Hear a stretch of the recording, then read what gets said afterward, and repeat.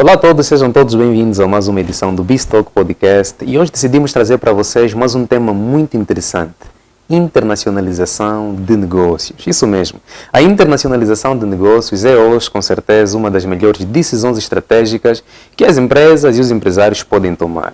Numa economia cada vez mais aberta e competitiva como a nossa, é natural que os empresários procuram maneiras de exportar e até mesmo estabelecer filiais nos exteriores, que de fato deixou de ser uma oportunidade e passou realmente a ser uma necessidade de sobrevivência e de crescimento sustentável. Em Angola, por exemplo, nós temos um mercado ligeiramente limitado e os empresários, de certa maneira, acabam enfrentando limitações de escala. Por exemplo, há essa questão de aparentemente ter um limite ou um teto naquilo que é o volume de vendas que os mesmos podem oferecer aqui localmente.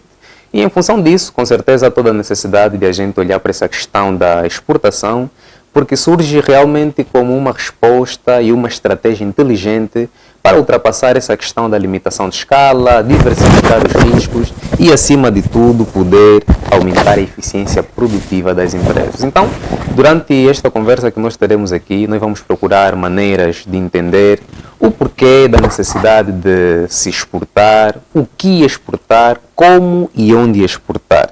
E durante esta conversa que nós teremos aqui com o Dr. Manuel Alberto, nós vamos procurar também explorar este outro lado do perfil do Dr. Manuel Alberto, que é a sua especialidade em comércio internacional e estudo de mercados. Então faz todo sentido termos essa conversa com o Dr. Manuel Alberto e confesso que já estou expectante, já estou ansioso para poder ouvir as dicas, os insights e as recomendações em volta deste tema, que de fato é um tema muito, mas muito interessante. Então, Dr. Manuel Alberto, muito obrigado mais uma vez pela presença e por nos agraciar aqui com a sua disponibilidade. E antes mesmo de começarmos a falar sobre internacionalização, doutor, eu gostaria que o doutor partilhasse conosco, uma vez que o doutor tem essa estrada em comércio internacional, pelo que o doutor tem constatado, o doutor acredita que os economistas, ou os empresários angolanos, têm realmente demonstrado este interesse em querer escalonar, em querer exportar os seus negócios além fronteira?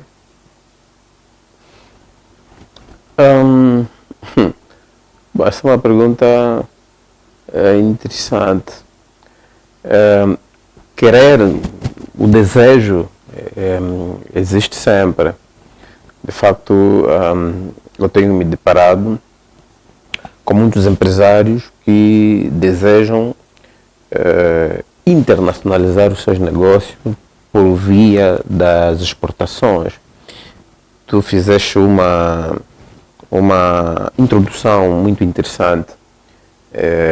De facto, tocaste já em questões fulcral sobre as operações de exportação, mas sim, as empresas em Angola, algumas, sobretudo do setor da economia real, porque aqui as exportações podem ser de serviços, embora a nossa análise vai incidir mais para as exportações de bens tangíveis, né, de produtos. Pois é. Mas sim, há esta vontade, mas também existem lacunas que resultam de falta de conhecimento, falta digamos, informações de mercado para efetuar operações de exportação. Porque exportar não é fácil, não. Quer dizer, vender um produto, se eu tenho uma unidade industrial em Luanda e posso fretar um caminhão para mandar para o Bié, para o Ambo, não é a mesma coisa que mandar para o Brasil, mandar para Portugal, para os Estados Unidos da América, para os mercados internacionais. De fato, este comentário que o doutor faz, sem querer interrompê-lo, é muito interessante porque eu confesso que eu sou um bocadinho leigo na matéria, entendo superficialmente sobre internacionalizar negócios, mas a primeira ideia que me vem em mente é que aparentemente é algo muito robusto, é algo muito complexo, há muita burocracia envolvida. Por esse motivo é que às vezes alguns empresários ficam também céticos ou ficam indecisos sobre essa questão de poderem internacionalizar os seus negócios ou não. Olha, Sebastião, tem uma teoria, tem um conceito, uma filosofia de vida que parte do princípio que não há nada difícil na vida. Nada é difícil, nada é impossível, nada não tem solução. Eu não acredito na teoria da impossibilidade. Ok. O impossível é resultado de nós não termos conhecimento para resolver um determinado problema. Portanto, não temos conhecimento, não temos know-how, não temos skill que nos permite ultrapassar determinados obstáculos. Ok. Aquilo que nós vemos como obstáculo, como uma barreira, é na verdade resultado de nós não termos conhecimento e não dominamos ferramentas para ultrapassar aquilo que nós achamos ser barreira. Ok. De modo que as operações de exportação, ao nível de comércio internacional, são sim complexos. Não se trata tanto da burocracia, trata-se de cumprir normas, trata-se de cumprir padrões internacionais. Ok. A burocracia existe sim, mas é mais do nosso lado, é daqui, da Angola. Ok.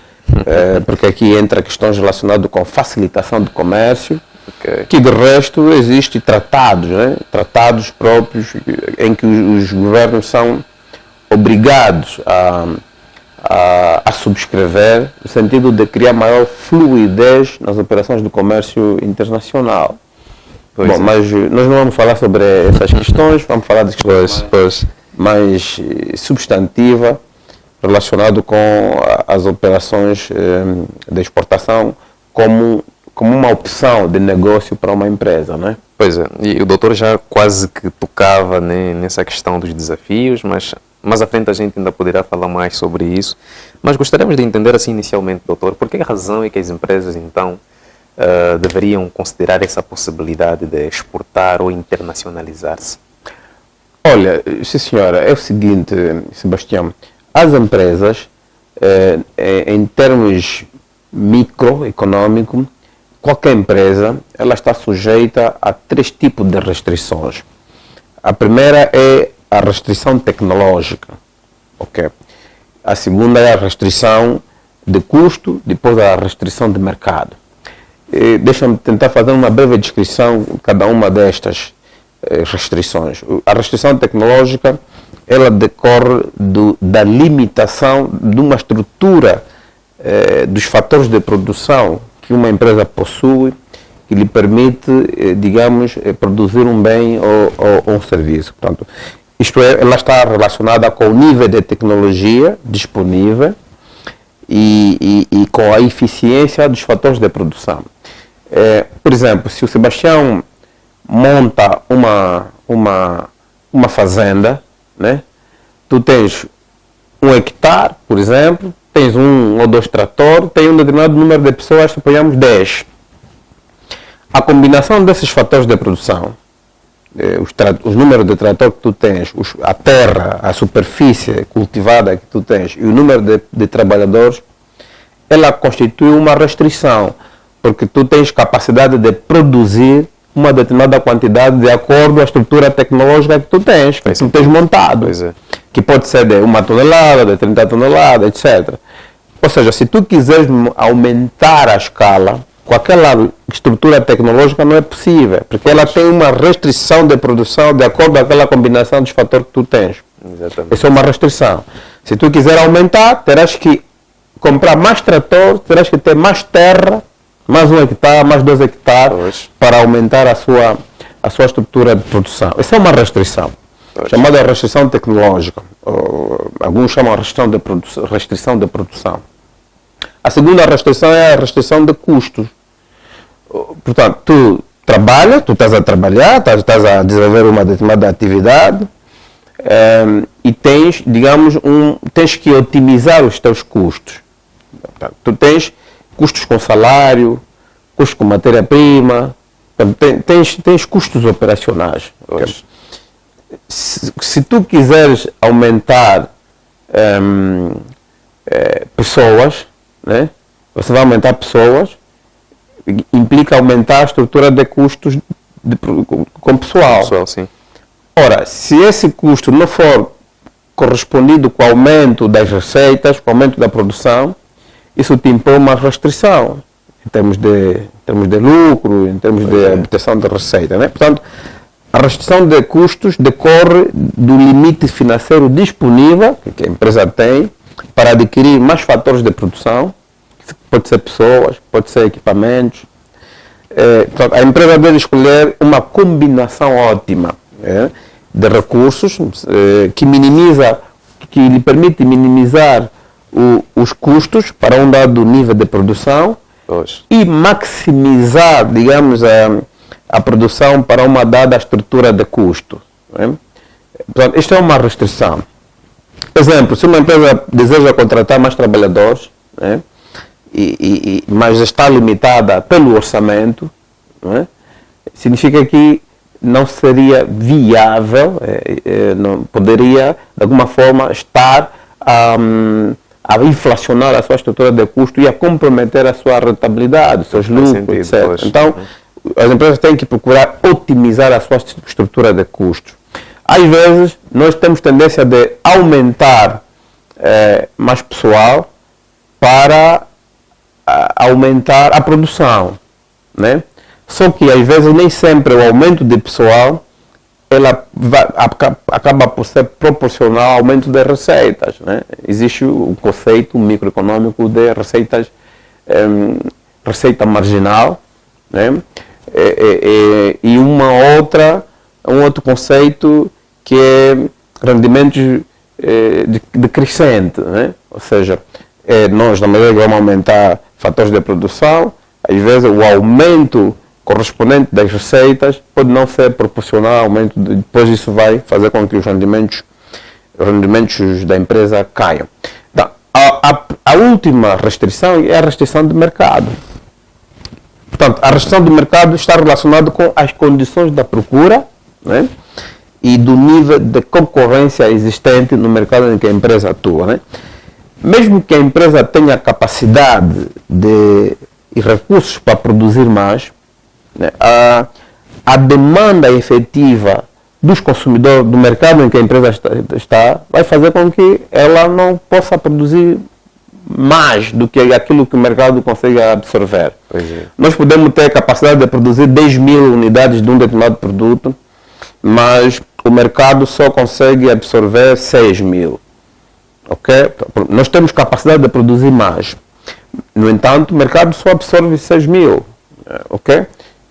Olha, essa restrição do mercado, agora indo para a sua resposta, as operações de exportação, exportar, não é? Ela é uma forma de superar as restrições do mercado. Pois é. Ok? Portanto, eu tenho capacidade de produzir, o mercado interno não consegue absorver, então eu olho para mercados externos. Pois é. No sentido de eu aumentar a minha escala e conseguir escoar os produtos que o mercado interno não consegue absorver. Pois okay? é, pois. Portanto, exportar é uma forma de superar as restrições do mercado interno e expandir as fronteiras de crescimento de uma empresa, né? Portanto, o mercado doméstico às vezes torna-se pequeno, saturado, o que limita o nível de venda e dos lucros de uma empresa. Então, o resultado é, de facto, entrar em outros mercados. Portanto, entrar no novo mercado que fazem com que a empresa aumente a sua escala, diminui os custos fixos, não é? Aquilo que chama economia de escala. E então, esta é uma das principais, dos principais objetivos e da importância de uma empresa pensar na possibilidade de internacionalizar o seu negócio, decorre essencialmente das restrições de mercado.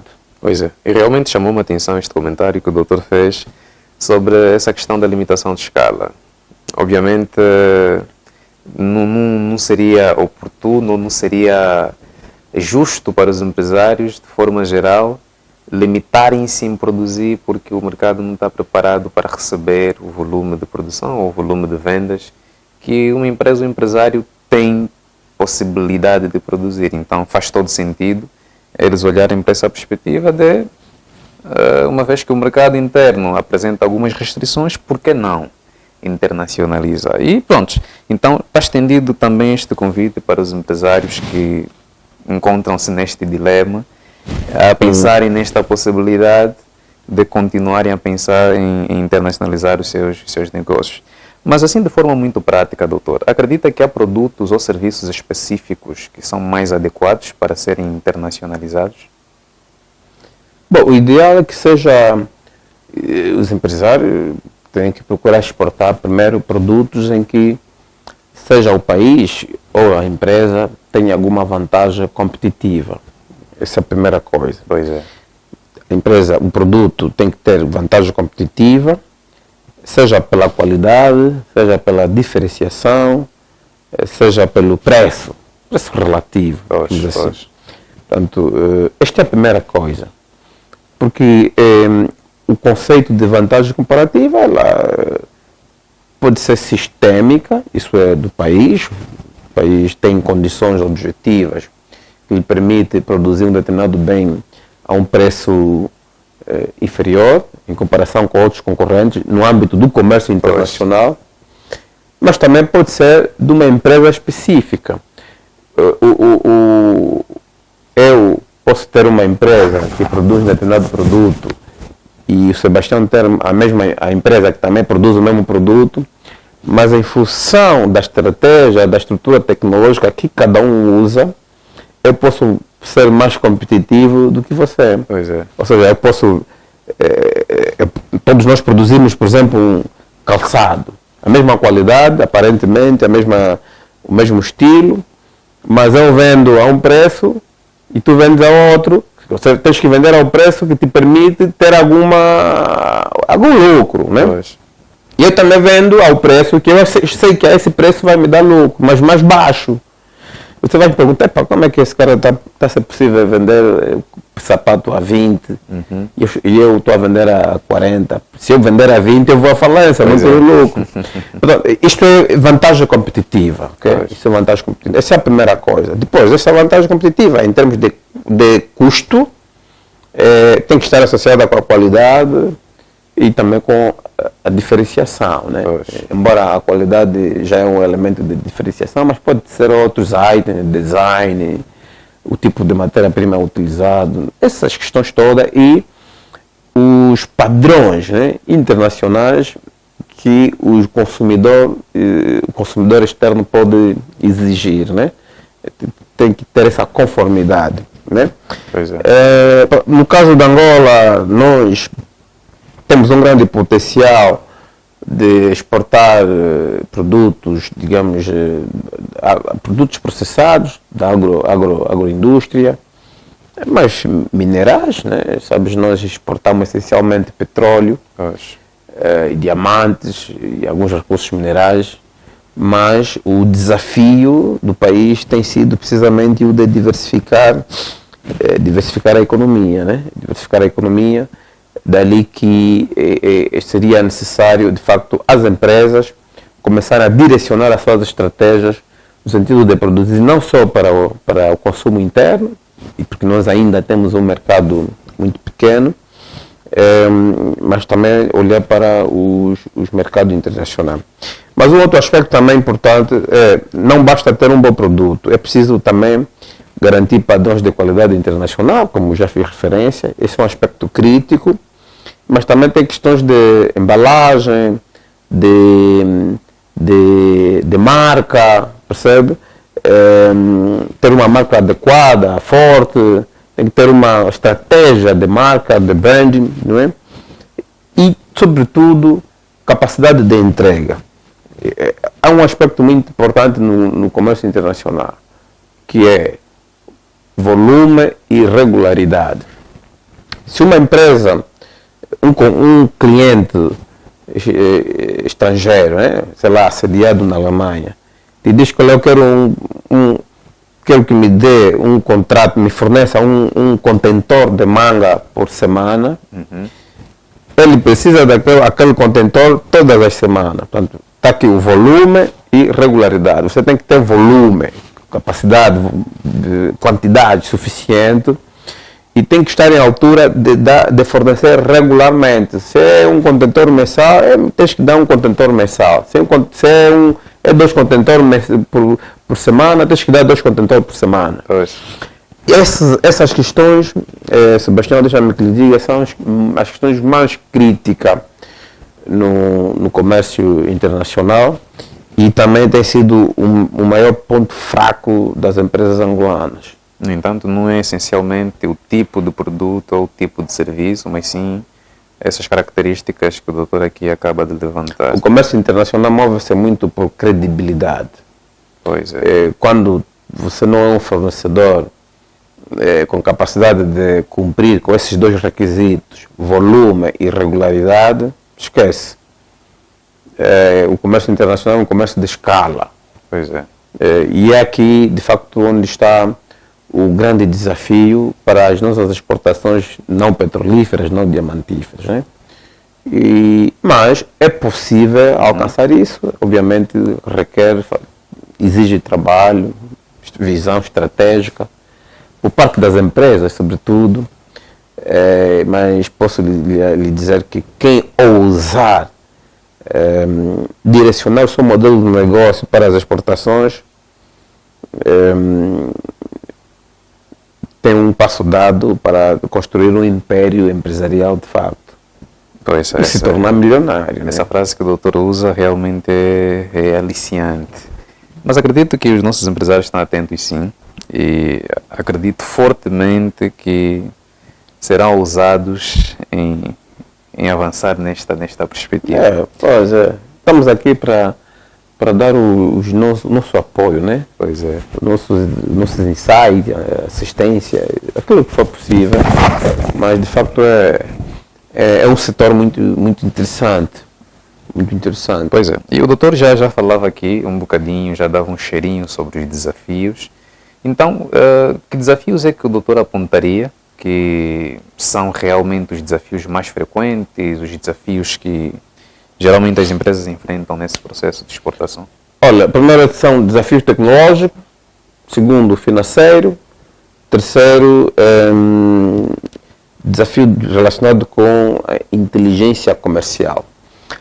Portanto, o desafio tecnológico, ou seja, a capacidade de produzir com eficiência e qualidade competitiva. Essa é a primeira coisa.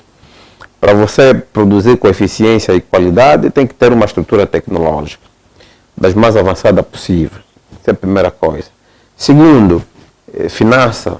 Portanto, as exportações exigem um volume de investimento considerável. Pois é. Investimento em quê? Em certificação, em marketing internacional e, sobretudo, em logística. Você tem que ter uma capacidade de logística integrada, rápida, que confere maior fluidez nas transações. Significa que tem que ter armazém, né? Serviços transitários. Portanto, a componente logística é muito crítica ao nível do comércio internacional. Pois é. O terceiro é inteligência comercial.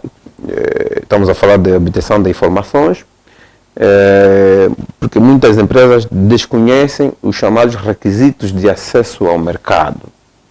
Isso também é um elemento muito crucial.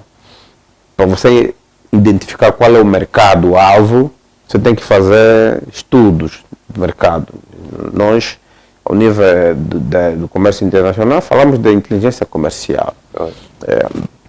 Portanto, tem que saber os requisitos de acesso ao mercado, quais são as certificações que é preciso adquirir, os regimes preferenciais, porque estamos a falar de vender para um outro país e esse país tem relações comerciais com muitos outros países.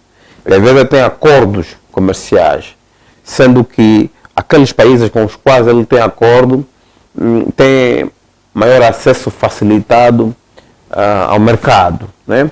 Então tu tens que saber se eu ao exportar num determinado país, qual é o tratamento que o meu produto vai ter em termos de taxas aduaneiras, se vai entrar a taxa aduaneira zero, se é isento, ou tem um regime preferencial em termos de diminuição, né, da carga tributária, para fazer com que o teu produto tenha competitividade no mercado. Porque se o produto está a ser importado a 1000 e para entrar no mercado paga 500 mil, por exemplo, quer dizer que o custo é 1000 mais 500.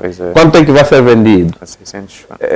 A 1600, a 1700. Às vezes, a este preço, o consumidor local não compra. Quer dizer, é um preço muito acima daquilo que é o preço relativo do mercado. Então, tu tens que fazer essa análise toda, sob pena de escolher um mercado que depois o produto entra ali e não vai ter procura, não vai ter competitividade. Né? Esse é um aspecto. Depois tem questões regulatórias. Portanto, a empresa tem que saber qual é os requisitos impostos ao meu produto. E os requisitos, existem barreiras, chamadas barreiras técnicas, que é de calibragem do produto. Às vezes vão te dizer, olha, a manga que entra neste país tem que ter um determinado padrão, um determinado tamanho, abaixo disso não entra. São as chamadas barreiras técnicas, né? Portanto, no comércio internacional existem barreiras tarifárias e não tarifárias. As não tarifárias são barreiras técnicas. Depois tem questões relacionadas com SPS, que é Sanitary and Phytosanitary, quer dizer, que são regras sanitárias, né? Tem a ver mais com a preservação da saúde, sobretudo os produtos agrícolas e produtos de origem animal estão muito sujeitos a esse tipo de regulamentação.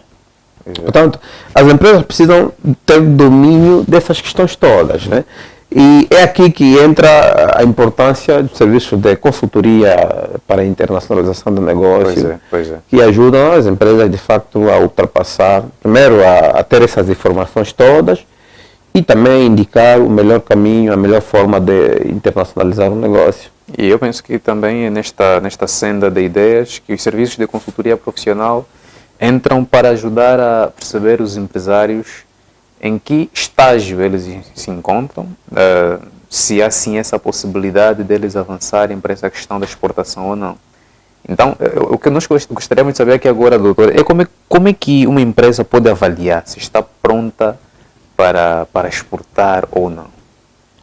Bom, existem 4 dimensões para avaliar se uma empresa está pronta para exportar. Primeiro é a capacidade produtiva.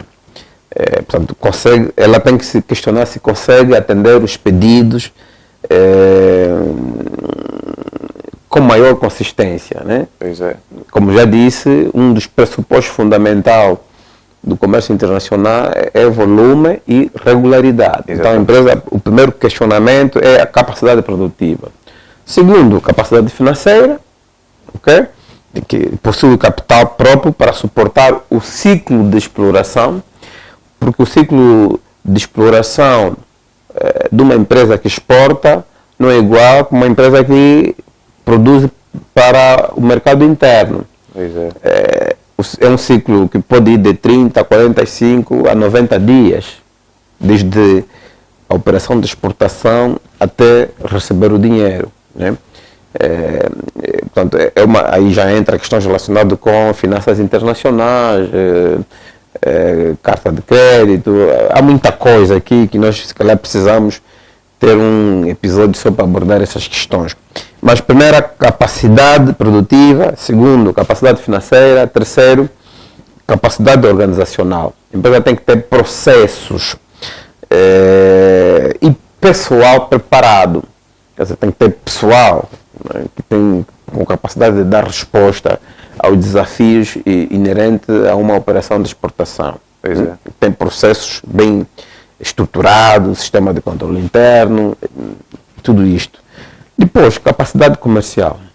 É a quarta dimensão. Portanto, tem que conhecer o mercado-alvo, e tem que conhecer os canais de distribuição, sobretudo do país-alvo também. Tenho que saber a minha mercadoria até que chegar aí, até que chegar no mercado de destino, qual é a transabilidade que vai ter até chegar ao consumidor final.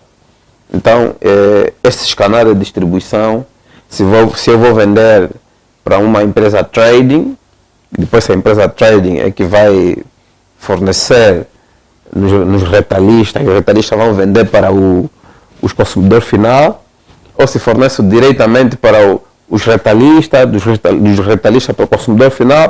Esta cadeia de distribuição tem que ser analisada e ponderada. Portanto, e isto implica fazer uma análise de diagnóstico, né, da empresa que quer exportar, para aferir em que nível que a empresa está nesses quatro itens. Capacidade produtiva, capacidade financeira, capacidade organizacional da empresa e capacidade comercial. São as 4 dimensões que permitem, de facto, aferir se a empresa está capacitada para exportar ou não. Pois é, percebe-se logo que é um trabalho de casa realmente a ser feito por parte dos empresários. E o doutor já falava aqui, por exemplo, dessa questão do público-alvo, né? Prontos, não será da noite para o dia que o empresário, supondo que obviamente já reúne todas as condições necessárias que permitem ele perceber que realmente está em posição de avançar para a exportação, não será da noite por dia que o empresário vai escolher o público-alvo, ou o país, ou a zona onde ele realmente quer exportar o seu produto ou o seu serviço. Então gostaríamos aqui de saber, doutor, como é que o empresário pode escolher o país, ou pode escolher, vamos assim dizer, o mercado certo para poder exportar? Bom, tal como disse, a escolha do mercado deve basear-se em dados e não em intuição, né? Eu repito sempre essa expressão de forma irônica, mas é dados. Primeiro precisa ter dados, né? Portanto, deve avaliar essencialmente 6 fatores. O primeiro é o tamanho do mercado, poder de compra do mercado-alvo, tamanho do mercado, poder de compra e questões como estabilidade política. Eu não posso exportar para um país que, a qualquer momento, não posso internacionalizar o meu negócio, um país que tem tensões políticas, enfim, quer dizer, é risco. O próprio comércio em si, a própria atividade comercial já é arriscada. E se vai para um mercado instável, bom, o risco ainda é maior. Mas as questões mais importantes é o tamanho do mercado. Depois, o tamanho do mercado é mensurado através da população, do número de consumidores.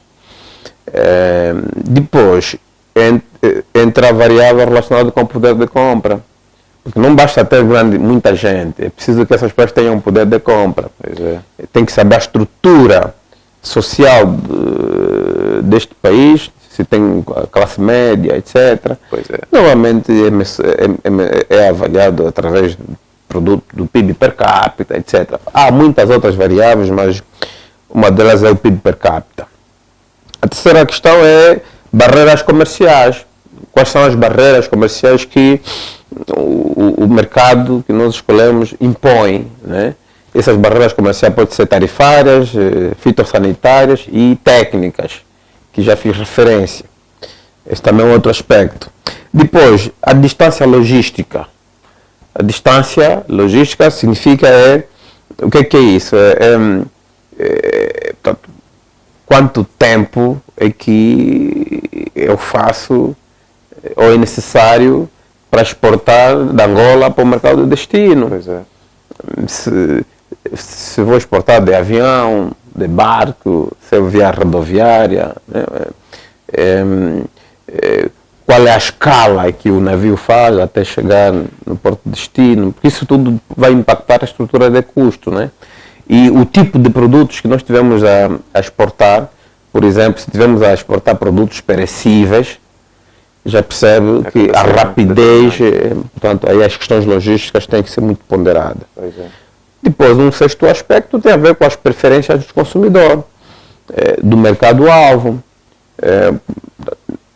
Nós podemos ter, a manga pode ter a mesma característica, mas o sabor, se ela é muito azeda, se é muito doce, há consumidores que são avessos a produtos muito azedos ou a produtos muito doces, né?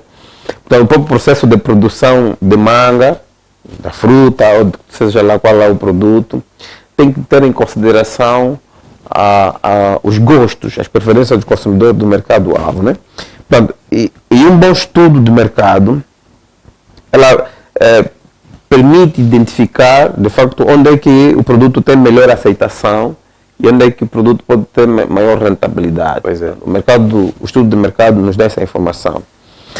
Então, essas são as questões essenciais que o empresário deve ter em consideração. Portanto, tamanho do mercado, poder de compra, estabilidade política, barreiras comerciais, distância logística e preferência do consumidor. Pois é, pois é. E eu penso que, de forma geral, penso que essa seja realmente a principal preocupação dos empresários, porque eles querem realmente saber se o seu produto será aceito ou não a nível internacional. E, como eu disse inicialmente, doutor, eu confesso que sou leigo na matéria, mas muita gente tem essa percepção de que internacionalizar negócio realmente é um processo muito robusto, com muita burocracia, mas o doutor já fez questão aqui de partilhar a sua filosofia de ver essa questão, que nada é impossível.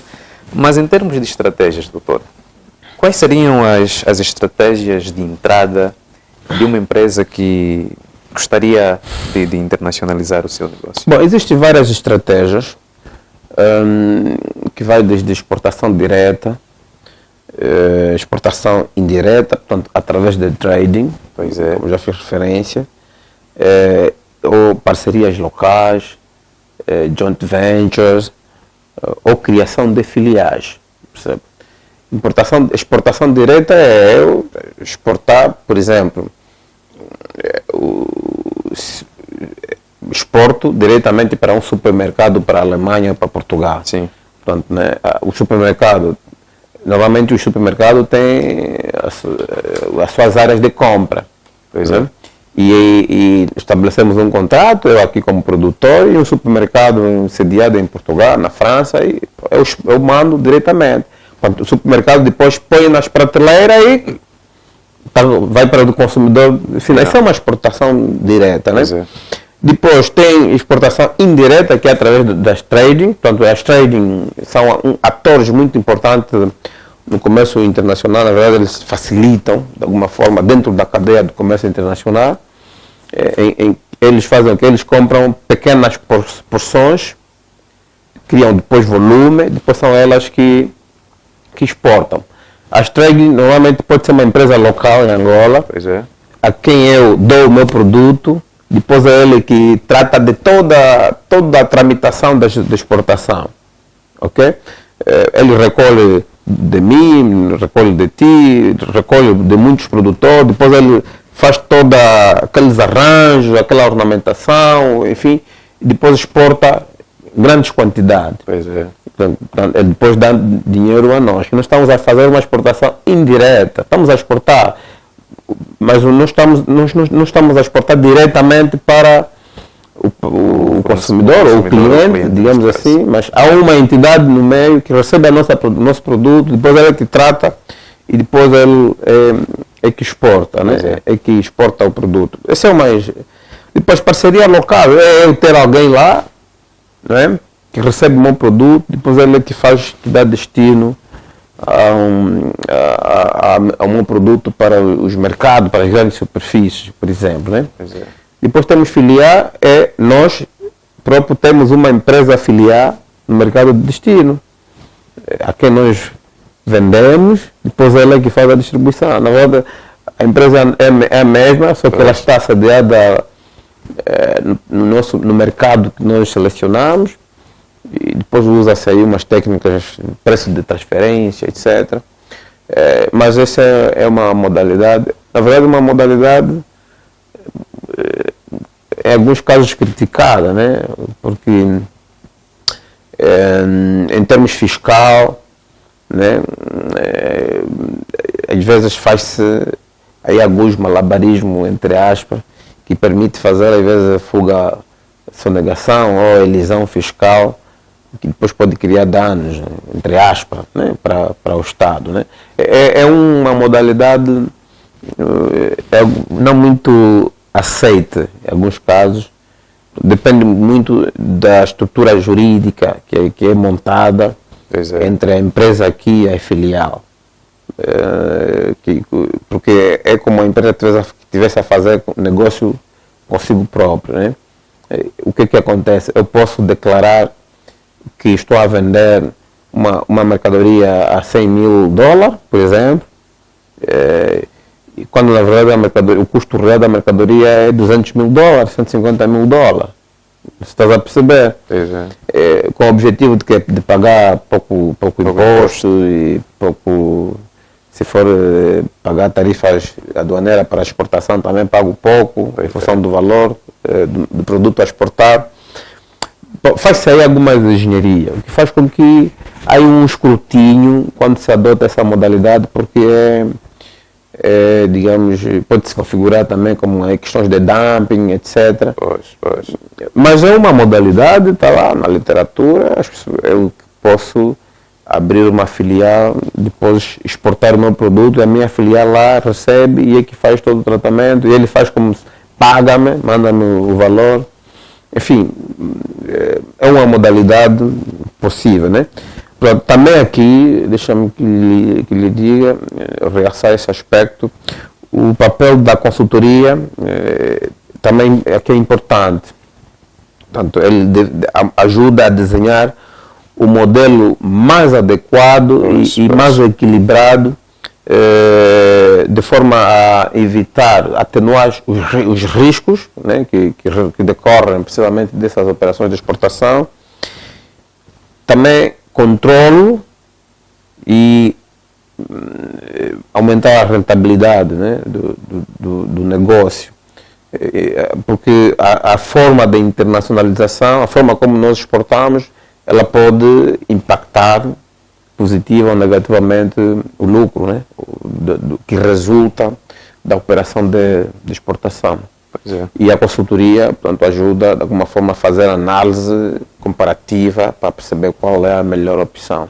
E eu imaginei logo, e faz todo sentido, reforçarmos novamente essa questão da consultoria, porque uma estratégia pode funcionar com um empresário e claramente pode não funcionar com o outro. Então, eu penso que a metodologia, o método de tentar internacionalizar, a estratégia a usar, vai variando de empresa para empresa. E, doutor, e questão das marcas? Será que as marcas têm algum impacto neste processo todo? Olha, a marca é o ativo invisível mais valioso no comércio internacional. É a marca que comunica confiança e qualidade, e até também da identidade, né, da empresa, enfim. Portanto, a marca é de facto um ativo invisível no comércio internacional.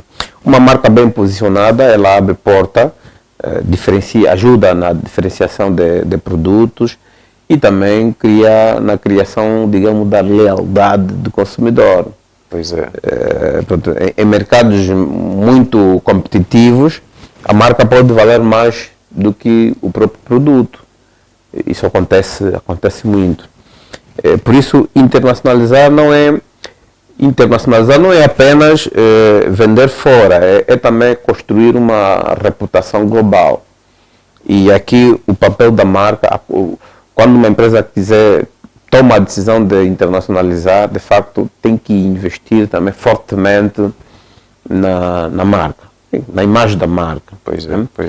Independentemente do produto que esteja a ser exportado, mas há sempre necessidade de construir uma identidade de marca que, com o tempo, depois vai ganhar maior relevância, visibilidade. Então, a marca é um aspecto crítico e aqui entra questões relacionadas com propriedade intelectual, propriedade industrial, etc. Então, a empresa, em função do produto que está a ser exportado, tem que salvaguardar sempre, né, a tecnologia embutida no produto, todo o know-how embutido no produto, né? Porque, sobretudo, há produtos que são feitos usando fórmula exclusiva, fórmula secreta. E se não tiver uma marca registrada, já não é só ter marca, a marca tem que ser registrada, depois não tem como defender os seus direitos no caso de haver uma contrafação, uma falsificação do teu produto. Pois é, pois é.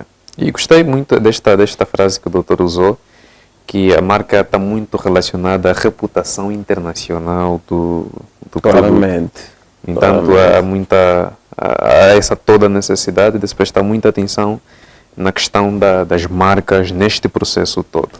Agora, doutor, mais à frente a gente ainda falará mais um bocadinho sobre os benefícios concretos, mas nesta fase eu gostaria que o doutor nos ajudasse a perceber como é que a eficiência e a produtividade podem ser impactadas com este processo de exportação para a Olha, quando uma empresa decide internacionalizar o seu negócio por via de exportação, que é o nosso tema hoje, ela é obrigada a aperfeiçoar os seus processos. Então, tem que aperfeiçoar os seus processos. Significa reduzir desperdícios, adotar melhores práticas de gestão, né? Para competir com empresas estrangeiras no mercado-alvo. Exatamente. Portanto, este movimento interno que a empresa adota, essa adaptação, esse ajustamento que a empresa é forçada a fazer para competir no mercado internacional, gera eficiência tecnológica e economia de escala, mesmo dentro do mercado interno. Normalmente, as empresas tornam-se mais produtivas e mais competitivas, tanto lá fora como no mercado interno. Portanto, a internacionalização cria uma espécie de efeito induzido, uma espécie de externalidade positiva para a melhoria de forma global da própria empresa. Pois é.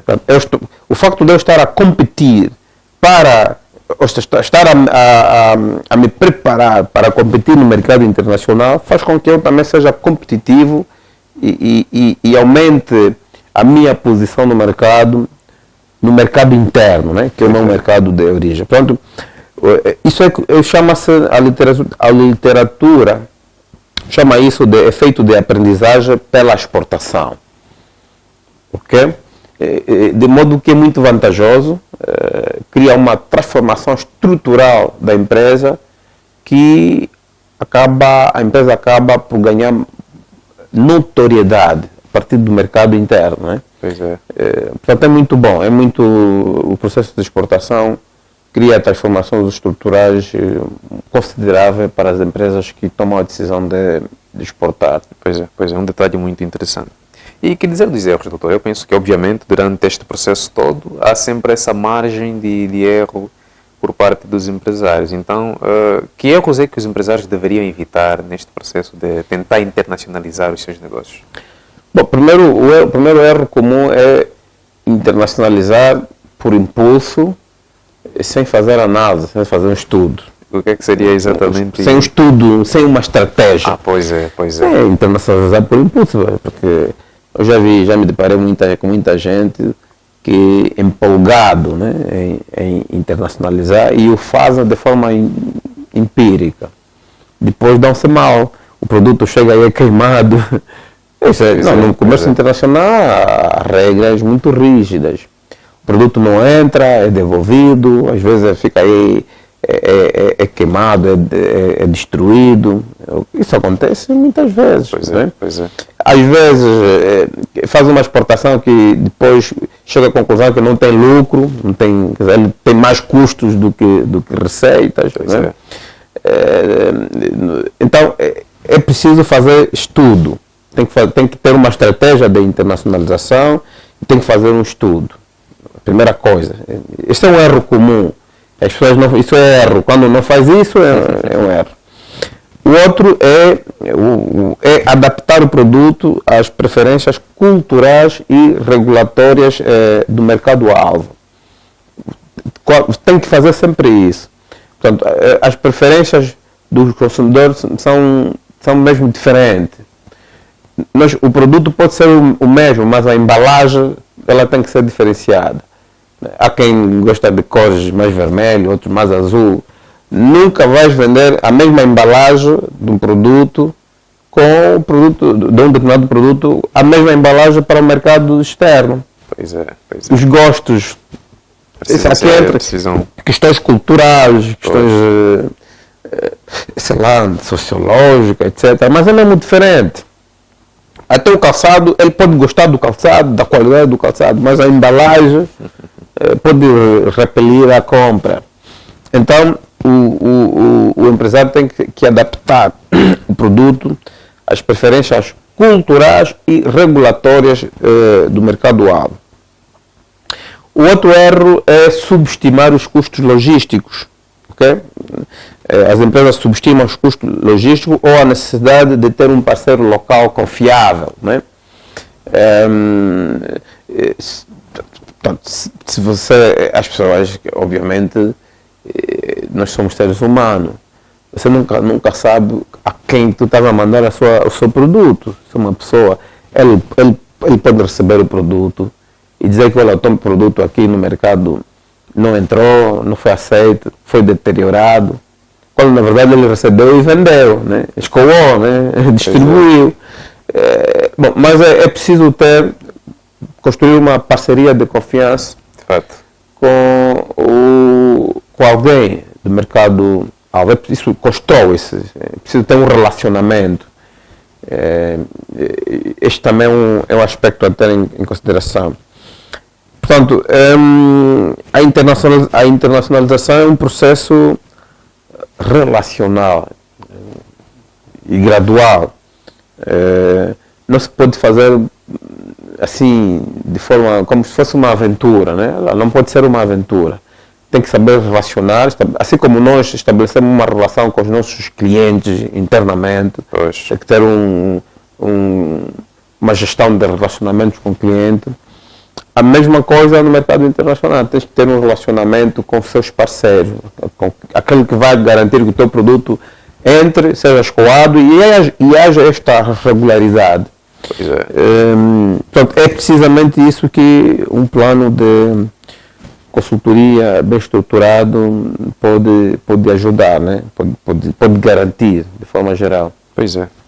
E, obviamente, o que precisa-se durante esse processo todo é uma direção bem estruturada e eu penso que é nesta senda de ideias que nós sempre reforçamos aqui essa questão da consultoria empresarial, porque realmente, doutora, tentar internacionalizar um negócio ou um produto de forma empírica e de forma isolada não seria realístico. Obviamente os resultados não seriam aqueles que realmente o empresário iria gostar ou iria realmente alegrar-se neste processo todo. Então, olhando para esta questão dos benefícios, porque eu penso que, obviamente, para todo empresário, para toda empresa, ao tentar internacionalizar o seu negócio, ele olha objetivamente para aquilo que são os benefícios concretos. Então, quais seriam os benefícios que o doutor aqui apontaria para uma empresa que procura internacionalizar o seu negócio, mas, atenção, com uma orientação profissional? Olha, o primeiro benefício é a redução de riscos e do custo de aprendizagem.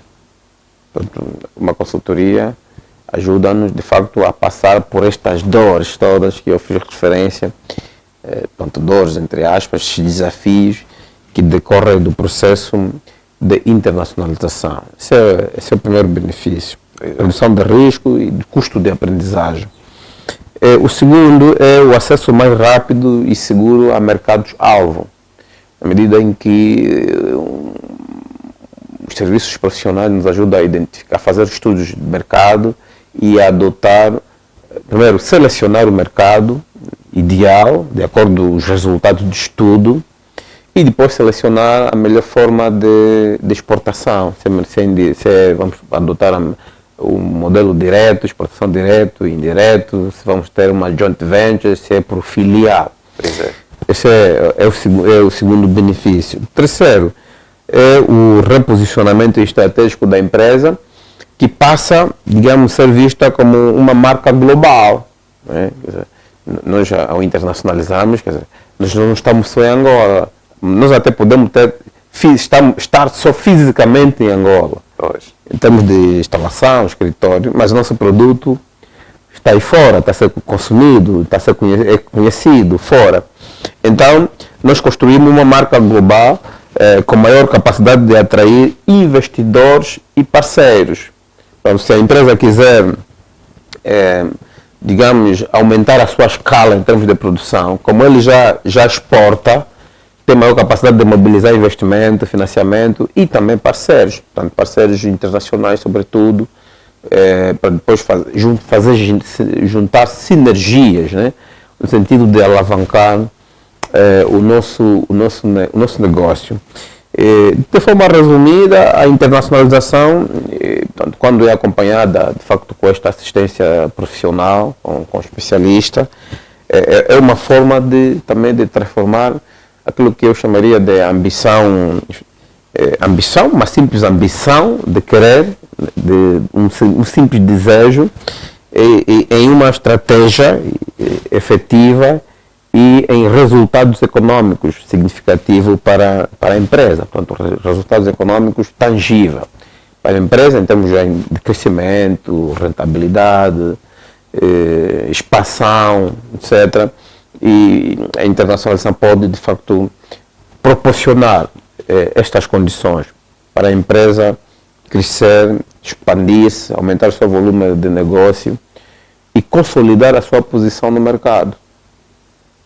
Com certeza, com certeza. Então ficou claro e, obviamente, foram aqui alistados motivos mais do que suficientes para os empresários adotarem e optarem para essa questão da exportação ou internacionalização de negócios. Durante a sua abordagem, o Dr. Manuel fez questão de deixar claro que sim, é possível sim internacionalizar, é possível sim criar uma marca sólida a nível internacional e para tal, obviamente, uma consultoria empresarial de serviços profissionais faria toda a diferença para, obviamente, não agir de forma empírica, nem muito menos de forma emocional. Então, acredito que foi muito útil esta conversa que nós tivemos aqui com o Dr. Manuel Alberto. Ficou claro esta importância de internacionalizar os negócios e o convite está estendido a todos os empresários que têm esta meta, esse objetivo a longo prazo. E com certeza serão muito beneficiados e os benefícios, conforme o Dr. Manuel aqui fez questão de mencionar, serão concretos e muito úteis para aquilo que são